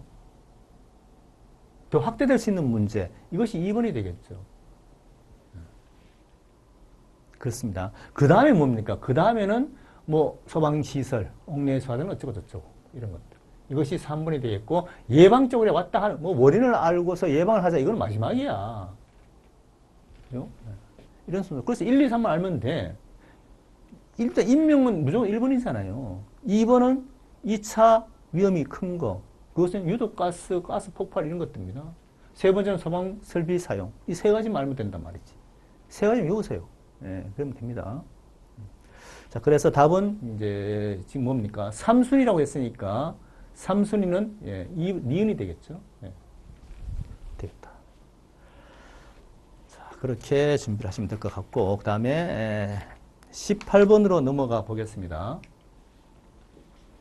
자, 18번의 내용이 뭡니까? 보시죠. 붕괴의 유형입니다. 자, 우리가 붕괴라는 것은 우리가 삼풍백화점 아시잖아. 팬케이크, 시루떡, 삼풍. 1995년도 상품백화점. 팬케이크, 시루떡이라고 하잖아요. 완전히 사람이 살 수 있는 공간이 없어. 그죠? 이런 것들. 95년도에 있었습니다. 이것이 그 상품백화점이 우리 서방에 물론 큰 사고, 사람도 많이 사망했지만 서방 발전도 사실 컸죠. 예, 구조에 대한 여러 가지 장비라든가 인력이 구조구국가가 생겼어. 구조구국가가 생겨버려서 산풍 터지면서. 예. 뭐 그렇게 보시는 게 중요한 건데 물론 이제 사고라는 것은 일어나서는 안 되겠지만 그렇습니다. 자, 그래서 봅시다. 붕괴 유형에서 마주보는 두 외벽 중에서 하나가 결함이 있다? 하나가 결함이 있네. 여기에 사람이 살 수 있는 공간이 좀 있어. 그죠? 이거는 경사형이라고 얘기하는 겁니다. 경사형. 그 두 번째, 생존자가 발견될 것으로 예측되는 공간이 거의 생기지 않는 유형이지만 잔해 속에 생존자가 있다고 가정하고 구조활동을 임해야 된다. 다시 말하면 거의 공간이 없다. 이런 공간이 없단 말이에요. 이런 공간이 없다는 것은 아까 얘기했잖아요. 팬케이크, 시루떡. 이 공간이 없잖아. 사람이 어디 들어갈 수 있겠어요? 예, 그러니까 니은은 팬케이크다. 유형이다. 시루떡이다. 착착 포개져 있다는 거죠. 예. 그 다음에 세 번째는 뭡니까? 각 붕괴 유형 중에서 가장 안전하지 못하고 2차 붕괴 얘기 나왔네. 2차 붕괴라는 것은 조금만 건드리면 또다시 붕괴가 될 수가 있어. 그것은 캔틸레버링이라고 하는 겁니다. 여기 걸려있는 거죠. 한쪽 면만 걸려있는 거야. 언제든지 이것은 떨어질 수가 있어. 사람이 여기 있다고 하면은 굉장히 위험해. 2차 위험이 있는 거야. 그것을 캔틸레버형이라, 캔틸레버가 한쪽만 붙어 있는 거잖아요. 보통 우리가 현관에 들어가는 출입구, 예, 그럴 때 캔틸레버형으로 만들어져 있죠. 한쪽만 부착되어 있는 거. 예, 그래서 이것은 캔틸레버형이다. 예, 보면 됩니다. 그래서 관계없는 것은 자, 경사형이 있고요. 팬케이크가 있고요. 캔틸레버형이 있고 V자가 없네요. 답은 3번 V자가 되겠다. V자라는 것은 양쪽 다 이렇게 있으면 이렇게 붕괴가 되어 있는 거죠. 기죠. 이거는 중간에 뭔가는 하중이 있어가지고 중간을 눌려버린 거야. 그래서 무너진 거예요. 사람이 살 수 있는 공간이 양쪽에 있긴 있어요. 있죠? 예, 이렇게 보시면 될 것 같습니다. 자, 18번 그렇게 해서 정리를 했고, 자, 19번에 넘어가 보도록 할까요? 19번. 예, 좋습니다. 자, 19번에 보면은 문제가 뭐죠? 환자 자세의 종류에 대해서 나와 있네요. 9급의 문제죠. 환자의 자세. 자, 체위, 환자의 자세. 환자의 자세가 여러 가지가 있죠. 그죠? 앙마이가 있을 것이고, 편안하게 누워있는 앙마이가 있을 것이고, 이것은 뭐 척추의 문제. 척추. 그죠? 예. 그 다음에 뭐 이렇게 트렌델렌버그 자세가 있을 것이고, 델렌버그 자세가 있을 것이고. 그렇죠? 예. 이것은 이제 피가 심장 쪽으로 이렇게 오도록 그렇게 하는 방법이 있을 것이고, 또 변형된 이런 것이 있을 것이고, 예. 변형된 것이 있을 것이고, 이것은 쇼크 문제, 뭐 이런 것이 있을 것이고, 그렇죠? 또 옆으로, 자위, 옆으로 누워 있는 것이 있을 것이고, 여러 가지가 있습니다. 여기에 대한 특성을 알고 있어야 되겠죠. 환자의 자세 중요합니다. 예, 시험에 매년 나옵니다, 이것도. 자, 그러면은, 읽어봅시다. 호흡곤란이나 가슴 통증이다. 자, 호흡곤란, 가슴 통증이 딱 나오면은 안전자세예요. 안전자세. 또 아니면 자위. 예. 아유.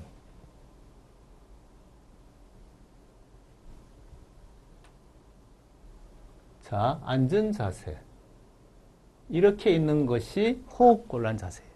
가슴 통증이야. 조금 완화가 돼. 자기도 모르게 이렇게 앞으로 쭈그리면서 자위 자세를 취할 수밖에 없습니다. 이건 맞는 겁니다. 자, 머리나 척추 손상이 의심되는 환자는 긴 척추 접한 이거죠. 앙와이, 바로 누운 자세.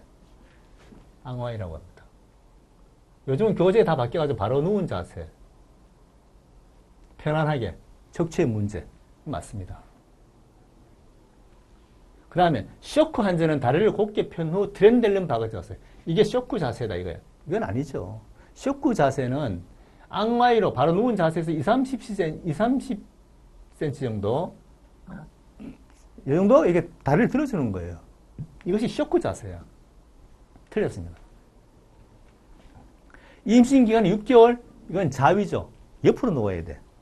자위 맞습니다. 왜냐하면은 구급차에 싣고 갈 때도 약간 구토가 있거든요. 그죠? 아기가 이제 눌리잖아요. 소화기관을. 그래서 옆으로 이렇게 누워서 구급대원들이 마주보는 얼굴을 마주볼 수 있도록 해서 구토 이런 것도 막아주고요. 그 허리 골반 쪽에 베개나 이렇게 이불 좀 깔아주고 이렇게 하는 것이 임신 6개월 이상이야. 자축이 이건 맞는 겁니다. 답은 3번이죠. 좋습니다. 그래서 체위 환자의 자세에 대해서 그 자세별로 특성을 꼭 알고 있어야 된다. 그렇게 보시면 될 것 같습니다. 다음에 19번, 다음에 20번 보겠습니다. 자, 20번에는 감염입니다. 감염. 자, 우리가 감염에 대해서 세 가지가 있어요. 세 가지가 뭐가 있습니까? 공기에 대한 게 있고요. 그 다음에 비말이 있습니다. 그 다음에 접촉이 있습니다. 이 세 가지에 대한 바이러스의 그 명을 알고 있어야 됩니다.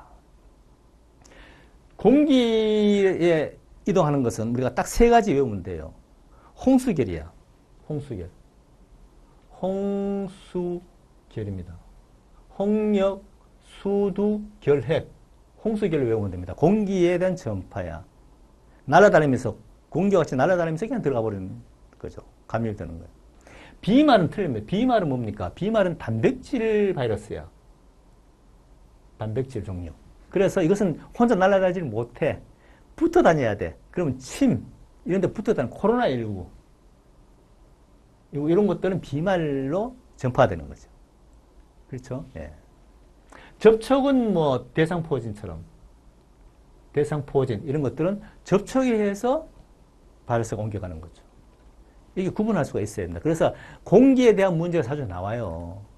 홍수결로 외우면 됩니다. 그죠? 예. 그래서 공기와 먼지만 떠다니다가 어쩌고저쩌고. 그럼 홍수결 찾으면 되지.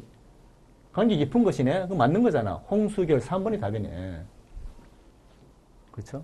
그렇지만 우리가 비말이라든지 그 다음에 접촉에 대해서 일부 외워두셔야 돼요. 그렇죠? 그래서 보통 보면은 뭐 이제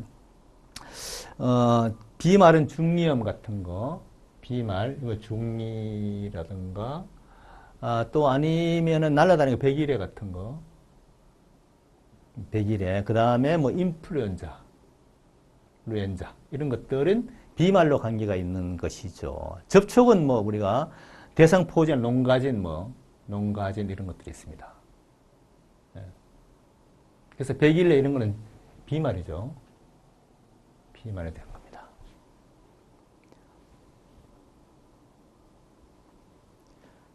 농가진은 접촉입니다. 접촉이 한 겁니다. 그렇죠? 자, 이렇게 해서 보면 공부를 하시는 게 좋아요. 아무튼 자, 공기가 중요하고 그 다음에 접촉과 비염을 구분해서 여러분들 몇 번 외워주시기 바랍니다. 자, 그러면은 이제 또 봅시다.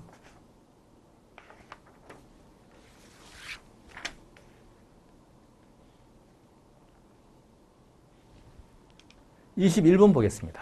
21번 신생아 평가가 나왔네요. 예. 자, 신생아 평가는 말이죠. 우리가 5가지 종류가 있어요. 그죠? 5가지 평가 내용이 있단 말이에요. 5가지. 평가 내용이 여기 나와 있어요. 5가지.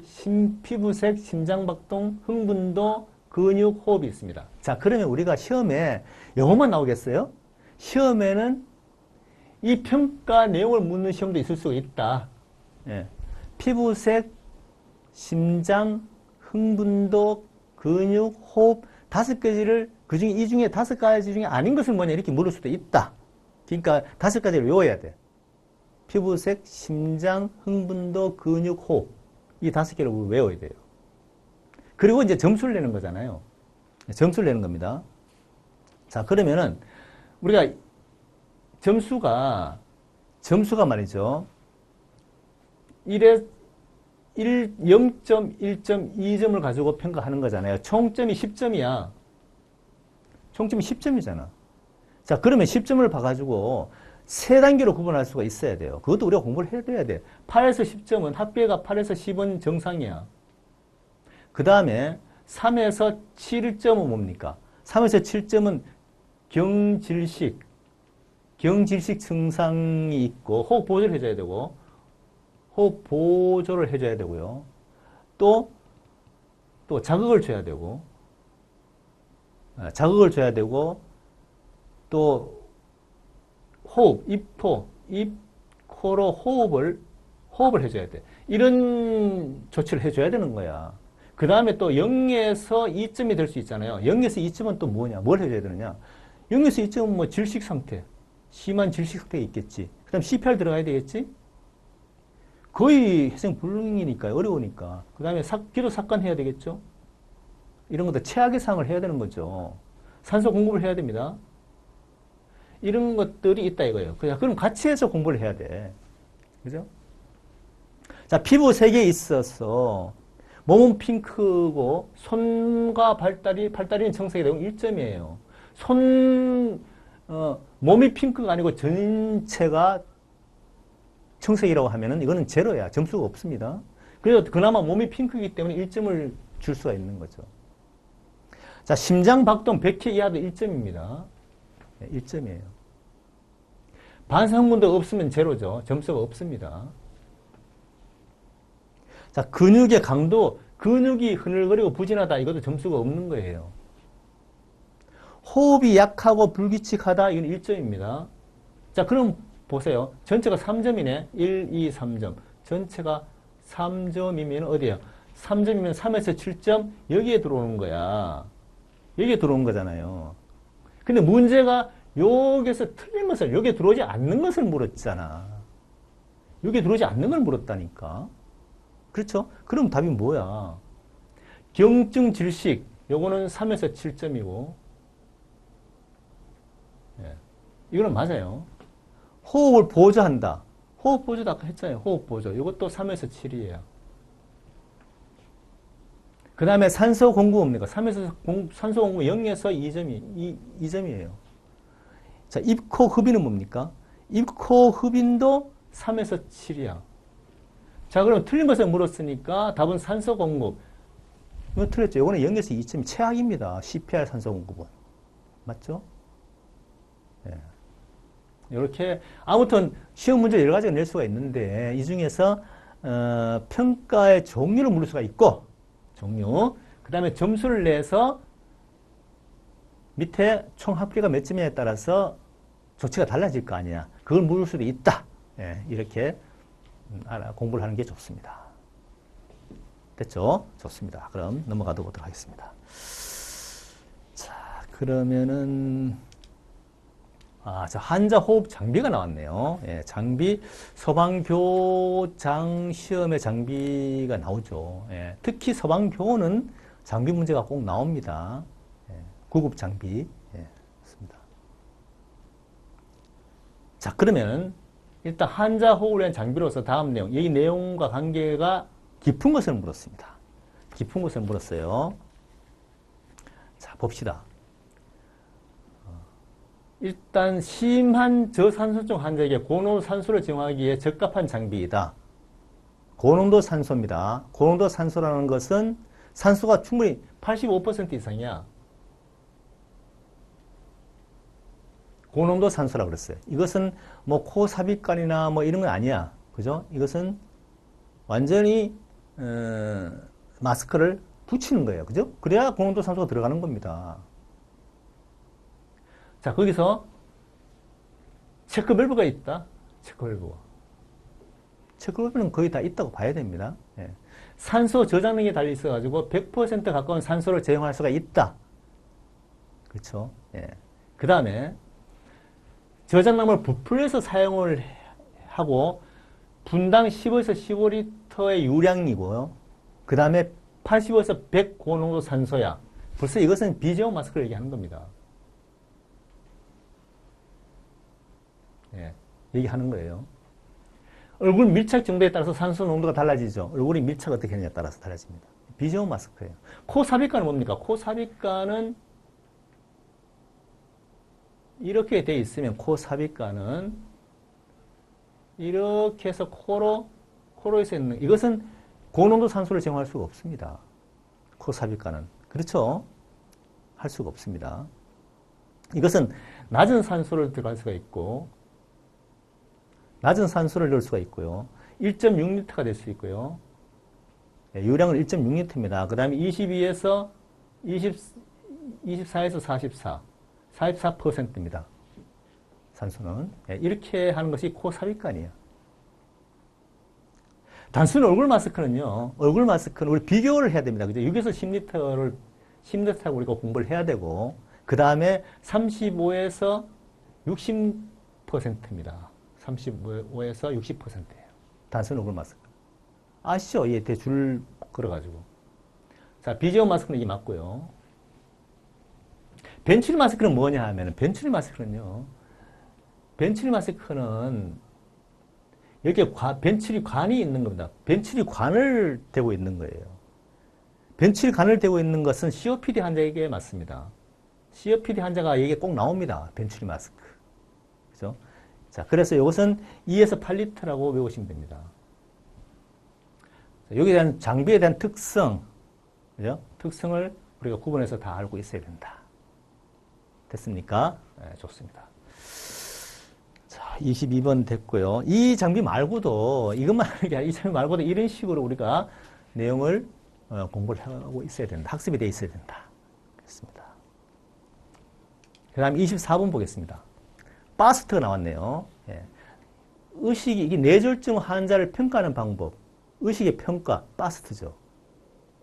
그렇죠? 예. 자, 일단, 자, 파스트 봅시다. 내가 좀 말을 조금, 예, 좀 이렇게 진하게 하는데, 예, 그렇죠. 예, 파스트.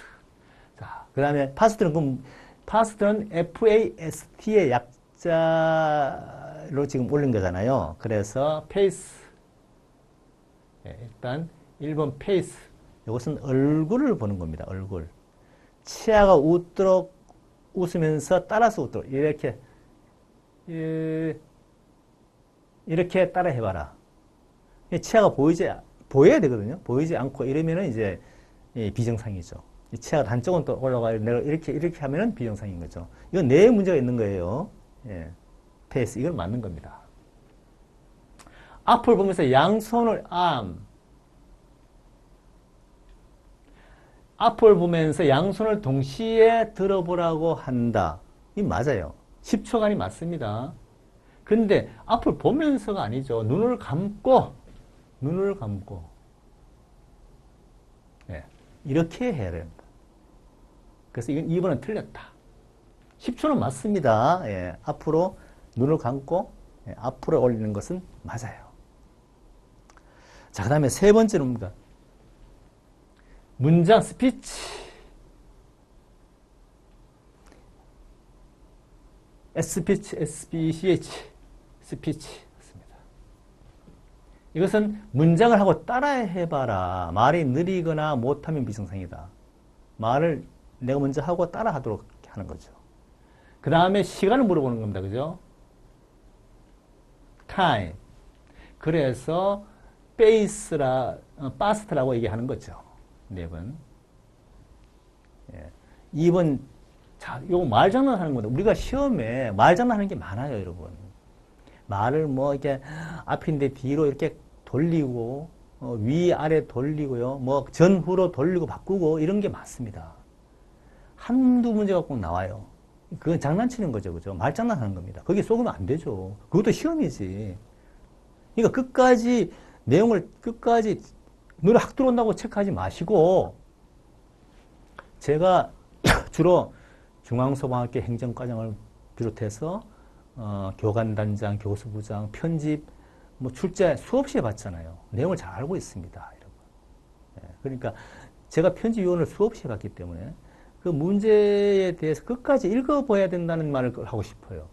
그 용어 하나, 그죠? 예. 접두사 이런 것들 붙이는 거, 이런 거에 따라서 답이 왔다 갔다 할 수가 있다는 거죠. 쉽게 문제를 체크하지 마세요. 눈에 들어온다고 해서. 예, 안 됩니다. 자, 그렇게 해서 됐죠? 23번 됐고, 24번 보겠습니다. 24번 보겠습니다. 자, 소독과 멸균도 예, 만만치 않죠. 예, 시험 나옵니다. 자주. 자, 그러면 소독과 멸균을 우리가 뭐 한 5가지 정도 이렇게 있는데 그럼 어떻게 외워야 되느냐? 자, 기본적으로 우리가 봅시다. 소독이라 하는 것은 읽어보기 전에 봅시다. 소독이라 하는 것은 말이죠. 아포를 제외한다. 아포 아시죠? 미생물 아포, 병원성 아포 바이러스입니다. 이 아포를 제외하는 거 말이 들어가면 아포를 제외하고 죽이는 거야. 딴 건 아포는 못해. 그건 소독이라고 하는 거예요. 세척은 말이죠. 기본적인 거야. 기본적이고 우리가 세제를 이용하는 거야. 세제. 우리가 비누 칠하고 우리가 소독약 있잖아요. 소독약. 소독약은 아니죠. 세제, 비누 같은 거 칠하고 이렇게 해서 하는 거야. 물비누 같은 거 해서 씻는 거야. 기본적으로 떨어뜨리는 거야. 세척이라는 것은. 그러나 화학제라는 것은 뭡니까? 아포를 포함해서 다 죽이는 거야. 그렇죠? 예. 그럼 벌써 3가지는 여러분 다 아시잖아. 3가지 다 아시. 아포 제외했다, 아포 포함했다. 멸균은 뭡니까? 미생물을 완전 파괴하는 거야. 그래서 이거는 반드시 뭐 증기멸균법이니 뭐 이런 말이 들어가야 돼요. 증기멸균법이니 또 무슨 고압가스 멸균 뭐 이런 말이 들어간단 말이죠. 예, 이 멸균 여러 가지가 있어요. 들어가는 거. 이것이 멸균이야. 미생물을 완전 파괴시키는 거예요. 이렇게 하면 4가지 다 공부하기 쉽잖아. 아포를 일단 구분해서 하면 2문제 나오고 세척은 기본적인 거고. 자, 그러면은 생물체가 아닌 환경으로부터 세균의 아포를 제외한다 그랬습니다. 아포를 제외한 것은 뭐냐? 세척이지. 세척이 아니고 참 소독이지. 아포를 제외한다고 했잖아. 그렇죠? 예. 이렇게 공부를 하시면은 조금 학습하기가 쉽다. 예, 그렇게 볼 수가 있습니다. 자, 마지막에 우리가 25번을 보겠습니다. 네. 현장 지휘관에 대한 얘기인데요. 자, 이것도 우리가 현장 지휘관에 대해서 2가지를 공부하면 돼요. 2가지. 딴 거 할 필요도 없어. 딱 핵심만 공부를 하자고. 2가지. 현장 지휘관이 책임와서 2가지가 뭐가 있습니까? 2가지가 의사결정이 있고요. 예. 의사결정이라는 것이 있고 그 다음에 지시와 통제 능력이 있습니다. 예. 이 2가지 구분할 수가 있어요. 자, 의사결정이 뭡니까? 가정과 사실이야. 다시 말하면 지휘관은 과정과 사실을 구분할 수 있어야 돼. 사실을 확인해야지. 가정이 아니야. 객관적 사실이야. 예? 지휘관은 그렇습니다. 내 가정을 가지고 해, 현장을. 사람이 지금 죽고 살고 우리 대원에 지금 완전 목숨이 달려있는데 이거는 현장 객관적 사실을 가지고 우리가 판단해야 되는 거예요. 전략입니다. 지휘관은 전략이잖아. 전략. 전술이 아니에요. 전략을 가지고 이렇게 판단해야 된다. 2번째는 뭡니까? 표준 대응법을 개발해야 돼. SOP도 있겠지만 현장 상황에 맞는 표준 대응법을 개발할 필요가 있습니다. 현장이 크잖아요. 네, 뭐 간단한 건 아니고 우리가 뭐 2단계, 3단계 그런 큰 에서는 표준 대응법을 개발할 수 있어야 되고. 그렇죠. 그 다음에는 관리자의 역할로 복귀할 수 있는 걸 해야 돼. 관리자 역할 복귀. 관리자야. 현장 지휘는 관리자야. 복귀해야 돼. 복귀를 해야 됩니다. 그러니까 맡겨놓고 현장의 전술 문제는 팀장에게 맡겨놓고 복귀를 할 수 있어요. 이것이 의사의 결정의 능력입니다. 지시와 통제는 스트레스를 관리할 수 있어야 돼. 관리. 내가 스트레스 쌓인다고 해서 막, 와, 야, 난 미치겠어. 못해. 이렇게 하면 안 되죠. 관리를 해야 돼. 스트레스 얼마나 쌓이겠어요. 모든 사람들의 목숨이 달려있고, 모두가 나를 보고 있는데, 내가 책임을 져야 되는데, 현장 책임은 현장 지휘관의 책임이야. 나머지는 지시에 따르면 되는 거야. 그렇죠? 그 다음에 뭡니까? 중간점 관리를 할 수 있어야 돼. 중간점. 공격이냐? 방어냐? 그죠? 그런 중간점에 대해서 알 수 있어야 돼. 또 수시로 상황에 맞도록 조정을 해야 돼. 조정 능력이 있어야 돼. 조정 능력. 예. 내 똥꼬지 부리면 안 돼, 지휘관은. 현장에서 팀장님이 보고를 하면 그것을 가지고 자기가 판단을 해야 돼. 너 이 객관적인 사실을 가지고 판단을 해주는 거야. 내만 갖고 있는 내 주관적인 똥꼬지 부리면 안 된다는 거야, 현장 지휘관은. 조정 능력이 있어야 됩니다. 그렇죠? 예. 그 다음에 부족 자원을 관리할 수 있어야 돼요. 왜냐하면 항정 없이 물건을 이렇게 인력과 장비를 막 써서 되는 게 아니야.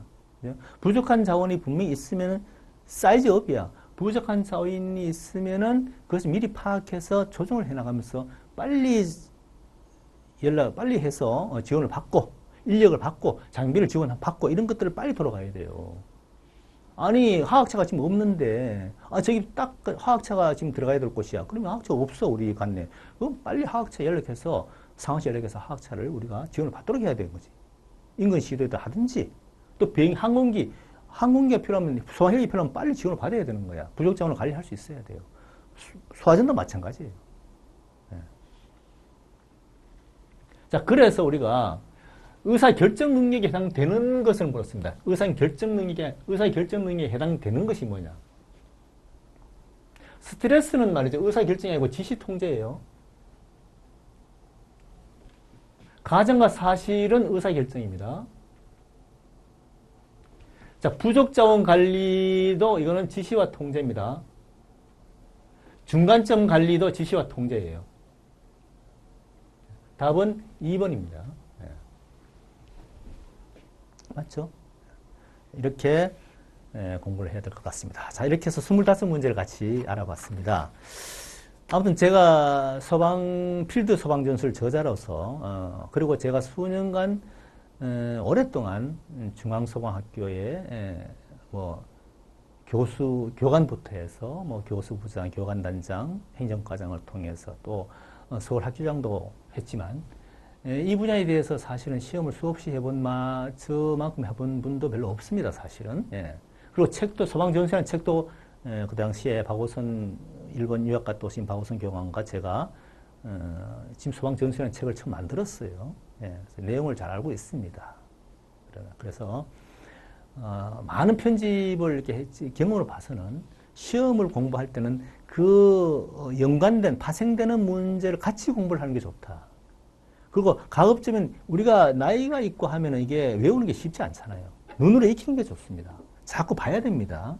한 번 보고, 두 번 보고, 몇 번 계속 보면서 눈으로 익히는 거예요. 머리는 한계가 있습니다.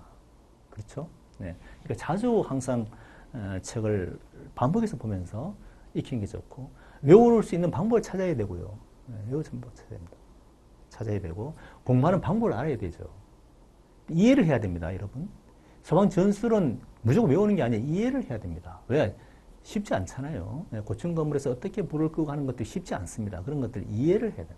특히 행정부서에 근무하신 분들은 현장의 구조나 구급에 대한 장비, 가서 또 구조에 대한 그 장비, 구조하는 방법 같은 것들을 구조대에 가서 좀 같이 얘기도 하고 해서 익혀야 됩니다.